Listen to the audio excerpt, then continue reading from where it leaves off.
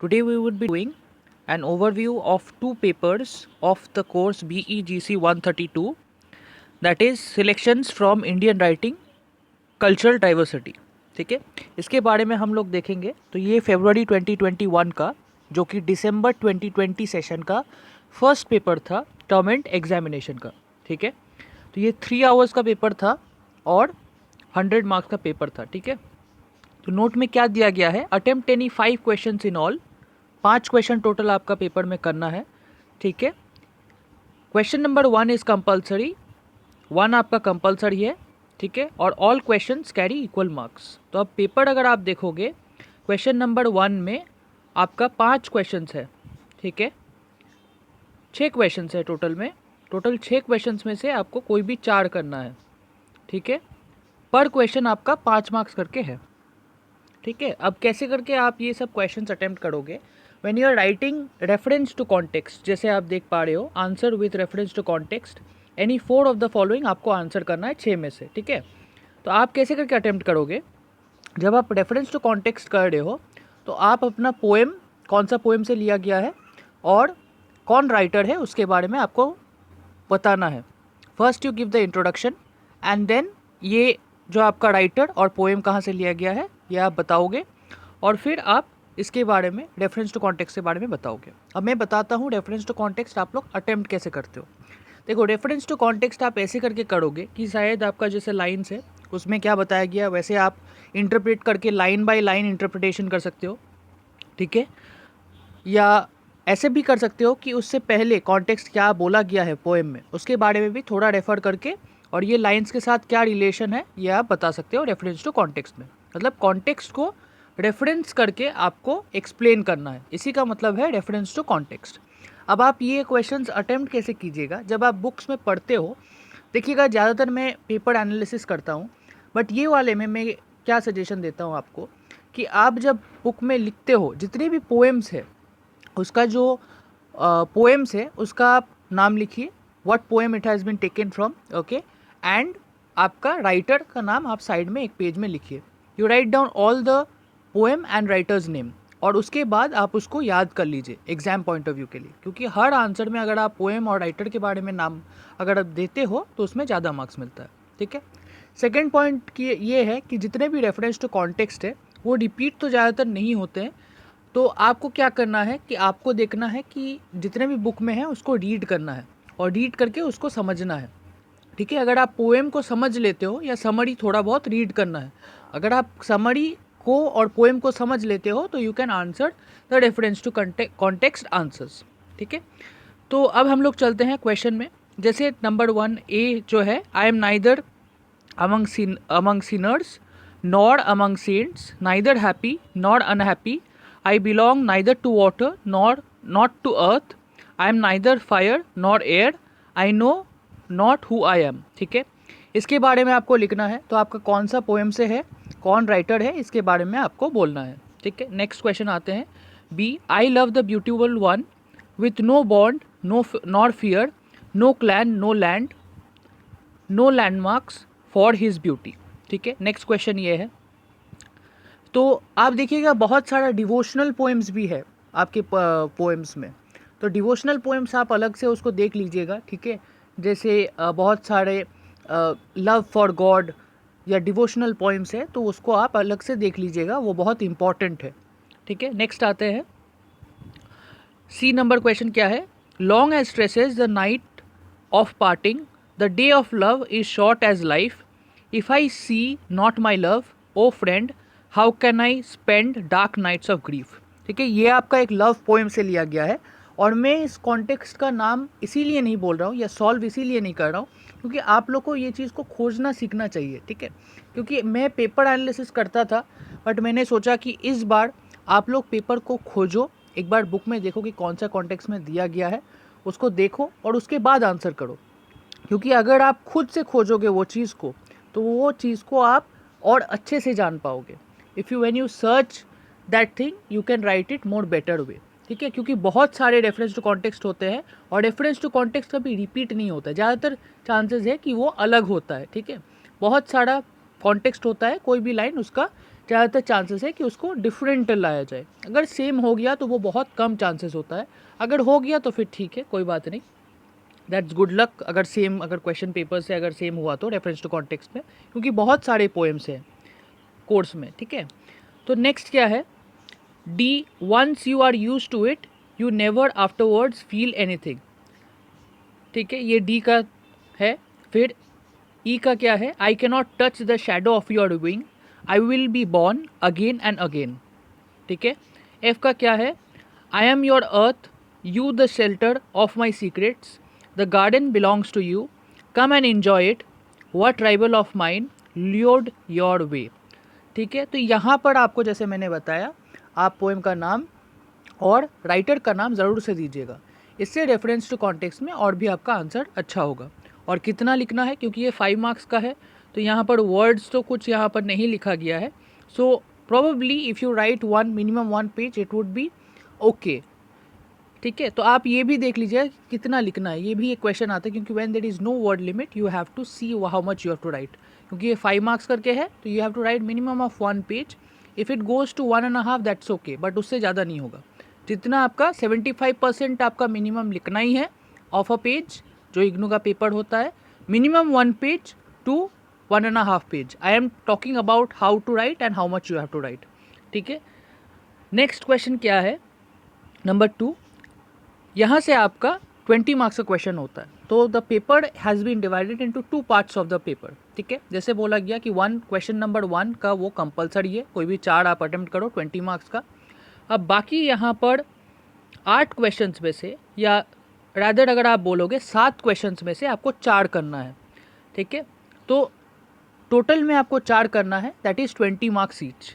जैसे मैंने बताया, फिर मैं बता रहा हूँ कि you will be learning out all the poems और राइटर्स का नाम। ये करने से अगर कोई भी पोएम का यहाँ पर डिस्कस हो रहा है तो you will be answering that and that will fetch you more marks. Now number 2, how is the idea of unity in diversity expressed through Indian literature, illustrate, 20 marks का। तो इसमें आपको क्या करना है, देखिए बहुत सारा आपका, अगर आप देखोगे बहुत सारा टाइप ऑफ आप पढ़ रहे हो, जैसे आप बहुत सारा कल्चर्स के बारे में पढ़ रहे हो, ठीक है, दलित्स के बारे में पढ़ रहे हो, ठीक है, दलित लिटरेचर है, फिर डिवोशनल पोएट्री है, बहुत सारा चीज़, लव पोएट्री है। तो ये जो है ना कल्चर इन डाइवर्सिटी है, ठीक है, भक्ति मूवमेंट है, बहुत सारा चीज़ आप ये कोर्स में पढ़ते हो। तो ऐसा टाइप का अगर क्वेश्चन आए तो you have to think critically and then आप उसको क्रिएटिवली आंसर करोगे। आपको सारा चीज़ आप याद करके नहीं जा सकते हो। That's why I tell that whenever you read the papers, literature का पेपर, कुछ पेपर आपका आप जितना पढ़ते हो उसी से आपको क्रिएटिवली उसको क्रिएट करना पड़ता है, ठीक है। तो आप कुछ एग्जांपल्स दे सकते हो कि ये बहुत सारा कल्चर्स के बारे में, बहुत सारा डाइवर्सिटीज़ के बारे में होता है, तो ऐसा टाइप का अगर आंसर आया तो यू कैन मेक इट, ठीक है। 20 मार्क्स का कितना आंसर कितना पेज लिखना पड़ेगा ये भी मैं बता देता हूँ। मिनिमम 20 मार्क्स का आपका मिनिमम से मिनिमम 3 to 4 पेज तो जाएगा ही जाएगा, क्योंकि अभी आपका मिनिमम 4 to 5 पेज, 3, 4, 5, इसमें 3 पेज तो लिखना ही है। अगर आप 4 to 5 पेज लिखे तो वो और अच्छा होगा, 4 पेज में रहेगा तो और अच्छा है, ठीक है। तो उससे आपका मार्क्स और अच्छा होता है। तो आप जब करिएगा उसके बारे में बहुत अच्छे से आप यू कैन एक्सप्लेन इट, ठीक है।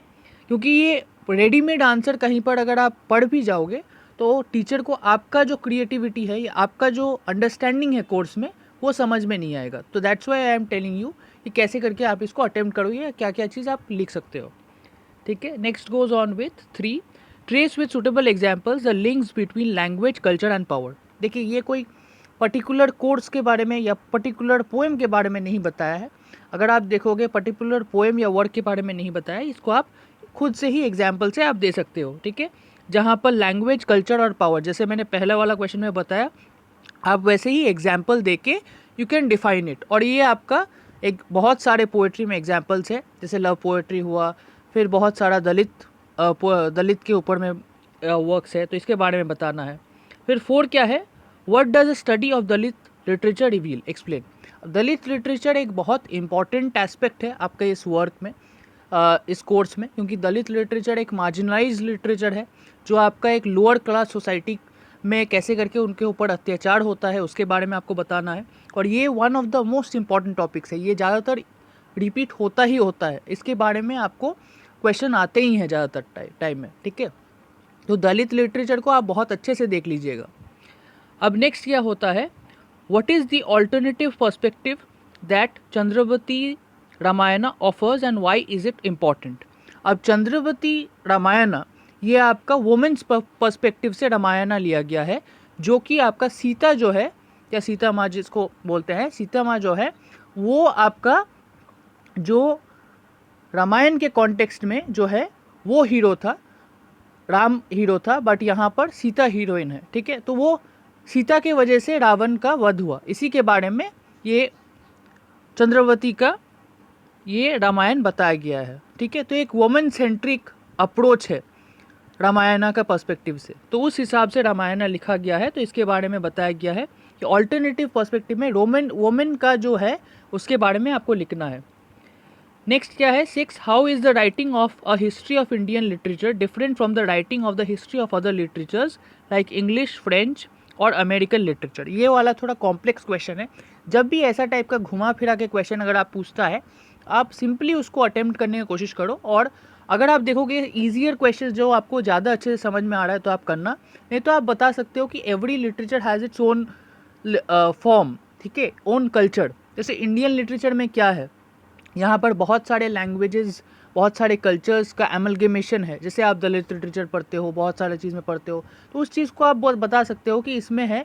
और यहाँ पर एक पर्टिकुलर लिटरेचर को ही सिर्फ मैग्नीफाई नहीं किया जाता है, या एक पर्टिकुलर कास्ट या पर्टिकुलर कल्चर को ही मैग्नीफाई नहीं किया जाता। यहाँ बहुत सारे फॉर्म्स है, या बहुत सारे क्रिएटिव चीज़ें हैं जो कि हम लोग देख पाते हैं, ठीक है। 7 नंबर क्वेश्चन क्या है, फिर explain the significance of the भक्ति मूवमेंट विथ अप्रोप्रिएट एग्जाम्पल्स। अब और एक है अमेरिकन लिटरेचर में, जैसे आपका इंग्लिश ही मेन है, ठीक है, इंग्लिश मेन है। फ्रेंच लिटरेचर में फ्रेंच मेन है, बट इंडियन इंग्लिश में आप देखिएगा बहुत सारे लैंग्वेजेस का भी मूवमेंट हुआ है, जैसे हिंदी, बंगाली और भी जैसे है, उसमें बहुत सारा लैंग्वेजेस का भी है। तो ये भी आप बोल सकते हो कि लैंग्वेज के मीडियम में भी और कल्चर्स के मीडियम में भी बहुत सारे डेवलपमेंट होते हैं। तो ऐसा टाइप का क्वेश्चन आया तो you have to think and then you have to write. जैसे मैं बताया कि रेडीमेड आंसर कुछ नहीं होता है, इस चीज़ को अगर आप सोच के लिखोगे तो आपका आंसर और ज़्यादा अच्छा होगा, क्योंकि ये आपका कल्चर के बारे में बताया जा रहा है जो आप इंटरप्रेट करके उसको अटेम्प्ट कर रहे हो। कुछ कुछ ओपन एंडेड क्वेश्चन होते हैं जो आपके सब्जेक्ट के अंडरस्टैंडिंग के हिसाब से आप उसको अटेम्प्ट करते हो। Explain the significance of the भक्ति मूवमेंट विथ अप्रोप्रिएट एग्जाम्पल्स। अब भक्ति मूवमेंट एक हिंदू रिफॉर्म मूवमेंट था, ठीक है। तो अगर आप देखोगे भक्ति मूवमेंट के बारे में आपको पढ़ना है, कौन कौन आपके जो भक्ति मूवमेंट के जो प्रीचर्स थे उसके बारे में बताना है, कौन सा टाइम में भक्ति मूवमेंट स्टार्ट हुआ था 8th सेंचुरी से, और उस पर कहाँ से कैसे स्प्रेड हुआ, what way the main thing, ठीक है, भक्ति मूवमेंट क्यों स्टार्ट हुआ था, ठीक है। उसके बाद सूफी मूवमेंट क्या था, तो सूफी मूवमेंट भी बहुत इंपॉर्टेंट है, भक्ति मूवमेंट, सूफी मूवमेंट, राइटर्स क्या है, कबीर का वर्क क्या है, ये सब चीज़ आप देख लेना, ठीक है। और 8 क्या है, why should literature from north east India not be viewed as one homogeneous entity. अब ये वाला क्वेश्चन आपका बहुत ही इन डेप्थ क्वेश्चन है। जैसे मैं बताया, ये सब चीज़ का ना आपका सब्जेक्ट या कोर्स का अंडरस्टैंडिंग के ऊपर में क्वेश्चन है, ठीक है। तो ये पेपर को आपको बुक के अंदर से आपको समझना पड़ेगा कि क्या है। तो जब आप ये चीज़ अटेम्प्ट करते हो या कोई भी कोर्स कर रहे हो, उस चीज़ का क्या करना कि आप उसको रीड करना, उसका समरी हो या उसका जो वर्क है उसको रीड करना है, क्योंकि सबका अंडरस्टैंडिंग लेवल अलग होता है। आप जब रीड करने के टाइम में अगर आपको वो जो कॉन्टेक्स्ट है वो आपको डिफ़िकल्ट लग रहा है, तो लेटेस्ट सम अप में आप उसको पढ़ के समझ के आप उसको पहले पढ़ लेना, उसके बाद आप करना। But at the end of the day आपका वर्क और राइटर्स का नाम अगर आप मेंशन करते हो इस आंसर्स में तो बहुत अच्छा होगा, ठीक है। तो नॉर्थ इंडिया ईस्ट इंडिया में कैसे डिफ़िकल्ट था ये आपको बताना है, ठीक है, क्योंकि वहाँ पर बहुत सारे टाइप्स ऑफ राइटर्स है, तमिल राइटर्स है और भी राइटर्स है, तो डिफरेंट टाइप ऑफ राइटर्स की वजह से ये एक सिर्फ वन होमोजेनियस एंटिटी नहीं है, बहुत सारा टाइप ऑफ राइटर्स है, तो इसके बारे में आपको बताना है। अब हम लोग नेक्स्ट पेपर में हम लोग आएंगे, ओके, दैट इज़ दिसंबर 2021 जो रिसेंट आया था, ठीक है, ये भी आपका ऐसे ही टाइप का पेपर है जैसे आप देखे हो। तो चलिए अभी हम लोग इसको थोड़ा जूम इन करते हैं। ठीक है, तो यहाँ पर आप देख सकते हो फिर से ये 100 मार्क्स का क्वेश्चन है। फिर से सेम रूल्स है। क्वेश्चन नंबर 1 इज़ कंपलसरी, मतलब आरटीसी आएगा ही आएगा, रेफरेंस टू कॉन्टेक्स्ट। इसीलिए आपको सारा वर्क्स का जो राइटर है और आपका पोएम का नाम है ये आप एक कॉपी में लिख लीजिएगा, क्योंकि ये सब चीज़ अगर हम लोग टू द पॉइंट में अगर मैं इसका आंसर शीट या एनालिसिस कर भी दूँ तो at the end of the day वो मैच करने का चांसेस बहुत ही कम है। ठीक है, और सबसे मेन चीज़ है कि आप अपने असाइनमेंट्स को अच्छे से पढ़ के जाइएगा। That is one of the most important things that you should first do. ठीक है, असाइनमेंट्स को ज़रूर से पढ़ के जाइएगा। अब चलिए देखते हैं आंसर्स क्या क्या क्वेश्चन पूछा गया है। तो नंबर 1 क्या है, explain the reference to the context any 4 of the following. ठीक है, फिर से 4 क्वेश्चन अटेम्प्ट करना है, छः क्वेश्चन में से। तो देखते हैं, I live in you whatever and however you appear, save me और kill me as you wish, only never leave me in other hands. ठीक है, ये आपका एक डिवोशनल पोइट्री का है। मैं इसका हिंट दे देता हूँ, क्योंकि मैं इसीलिए बोल रहा हूँ क्योंकि अगर आप इसको खोज के अगर करोगे ना, या ऐसा टाइप का कॉन्टेक्स्ट में अगर आप एक चीज़ को खोज करके कॉपी में लिखोगे तो और अच्छा होगा। That's why I am giving you a hint कि आपका डिवोशनल पोइट्री से है। अगर आपको फिर भी कोई डाउट होता है कि नहीं मिल रहा है तो आप एक कमेंट कर दीजिएगा, मैं ज़रूर से उसका खोज के आपको रिप्लाई दे दूंगा। ठीक है, बट मैं रेडीमेड चीज़ नहीं बनाता, मैं चीज़ों को समझाने का कोशिश करता हूँ। Because as a student you should think to write and learn properly. I am telling you how to write properly in the question जो आपका ज़रूरत है। कैसे करके आप लिखोगे तो ज़्यादा मार्क्स आपको मिलेगा। That is what I am telling about. ठीक है, तो यहाँ पर आप फिर से राइटर का नाम दोगे। ठीक है, जो राइटर है वो फीमेल ऑथर है या आपका मेल ऑथर है, और उसके बाद आप वर्क का जो नाम है आप जैसे हर पेज के एक पेज में आप लिख लेना सारे वर्क्स का और राइटर्स का नाम, और उसके बाद आप ये सब चीज़ को ना बहुत इजीली आप एटलीस्ट इंट्रोडक्शन में आप कुछ लिख सकते हो। तो ये चीज़ है, इसको आपको बताना पड़ेगा। नेक्स्ट है B, having flung away the pearls and the corals, I wear a garland of wild flowers, the waters of my tears have sown a creeper of love, now that creeper has borne the fruit of bliss। ठीक है, इसके बारे में आपको बताना है कि कौन सा पोएम से है और कैसे करके आप इसको अटेम्प्ट कीजिएगा। जैसे मैंने बताया कि इसका कॉन्टेक्स्ट का जो स्टार्टिंग है, ठीक है, कैसे करके ये पोएम में कौन से कॉन्टेक्स्ट से लिया गया है, क्या कॉन्टेक्स्ट है, इसका लाइन रेफरेंस देके आप कैसे करके उसको इंटरप्रेट कीजिएगा, ये बहुत इंपॉर्टेंट है। ठीक है, सी नंबर क्या है, where we and those on behalf of whom we fought, the same folk, or were we, in fact, the agents of our oppressors, sympathetic, well-meaning, well-schooled agents। ठीक है, तो यहाँ पर ऑपरेसर्स के बारे में बताया गया है। तो आप देखिएगा ये शायद से आपका कोई शायद से ये आपका कोई मार्जिनलाइज पोइट्री से लिया गया है। ठीक है, तो आप चेक कर लीजिएगा एक बार। फिर डी का क्या है, where has vanished your heart line, has some text explosion sucked it underground. ठीक है, इसके बारे में है। ई है, see how the letters move in the eyes of the mind, then leap over back to the wall. ठीक है, ये आपका क्वेश्चन था। और एफ है, her dream like the dreams of a dozen other women, but she woke up before the dream began and then she never fell sleep again.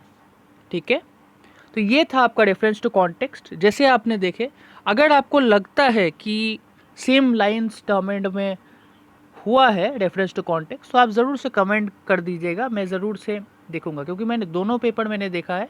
और ज़्यादातर क्या होता है ना कि अलग रेफरेंस टू कॉन्टेक्स्ट आता है, बट उसका कॉन्टेक्स्ट सेम हो सकता है, शायद लव पोइट्री या आपका डिवोशनल पोइट्री, ये सब चीज़ें सेम आ सकता है, बट सेम लाइन्स नहीं उठाया जाता है। That is why what I want to say is that आप पोएम का नाम देखो, खोजो और उसको अभी से प्रैक्टिस करने की कोशिश करो। Because when you try to solve an unsolve paper, then you will find more areas कि ये जगह में आपको कैसे करके लिखना है। ऑटोमेटिकली आप वहीं पर जाके अगर लिखने जाओगे तो आपका टाइम ज़्यादा जाएगा। तो that is why I am telling you to write prepare writing beforehand, ठीक है। और कुछ कुछ चीज़ अभी से आप इम्पॉर्टेंट राइटर्स और वर्क्स के बारे में अभी से लिखना स्टार्ट करो, ठीक है।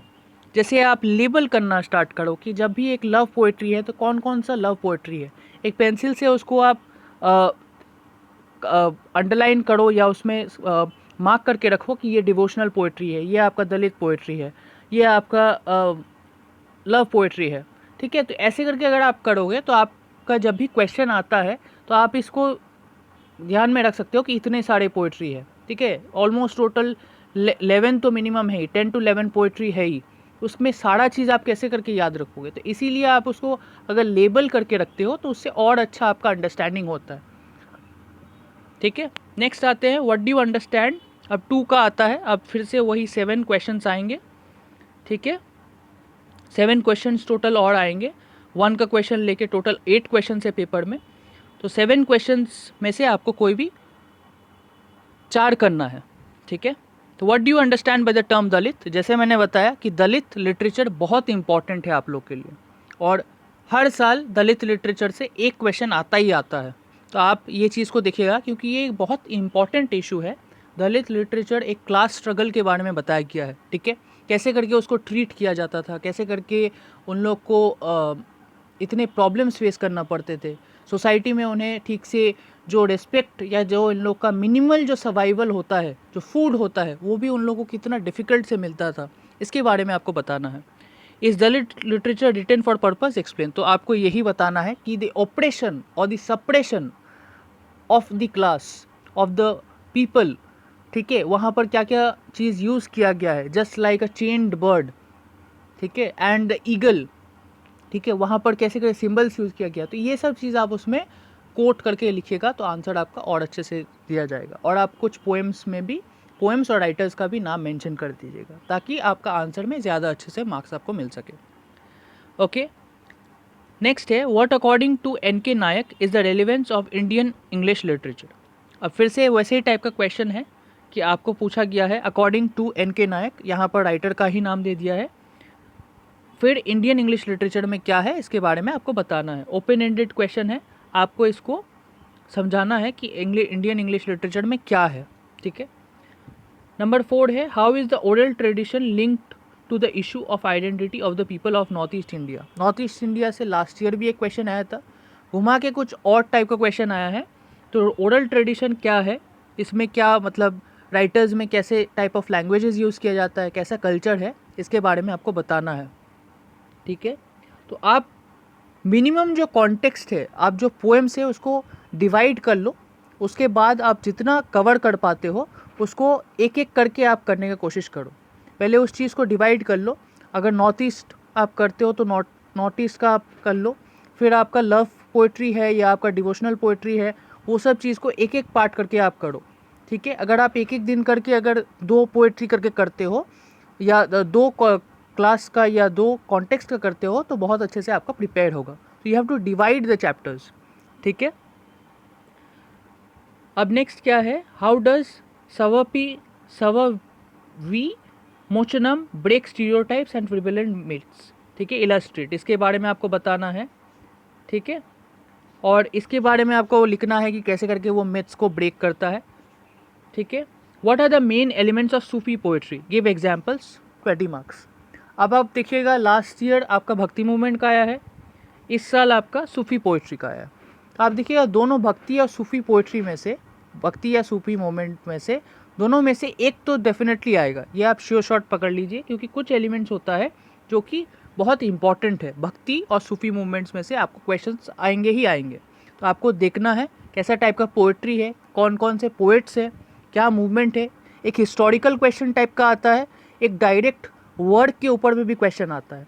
तो the type of questions, if you are attempting a literature paper, you can write the questions when you are reading कि ऐसा टाइप का क्वेश्चंस आता है, ठीक है।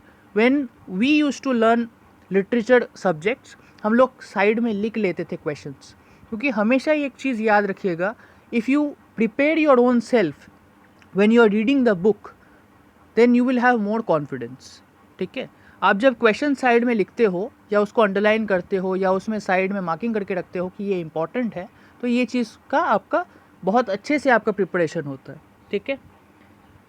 उसके बाद आता है आप सूफी पोइट्री के बारे में क्या मेन एलिमेंट्स है उसके बारे में आप एग्जांपल्स दीजिएगा। उसके साथ साथ आप राइटर का भी नाम दे दीजिएगा, ठीक है। सूफी का क्या मतलब है उसके बारे में आप बता सकते हो, ठीक है।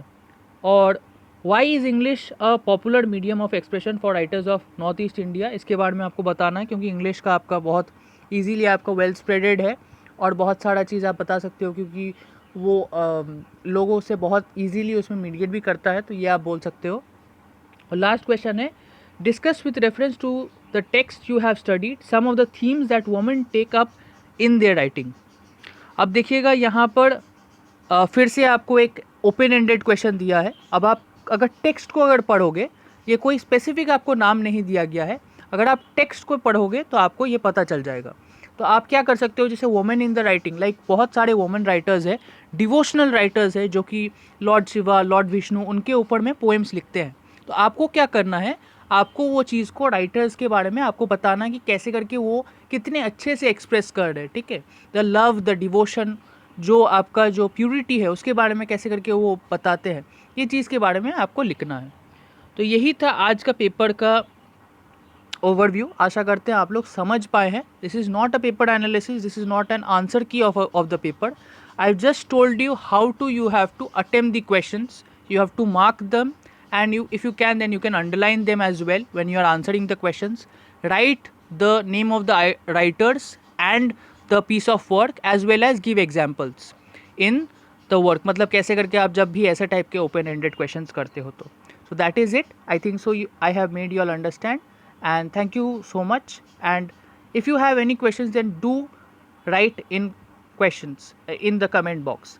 Your questions will be appreciated. Thank you so much.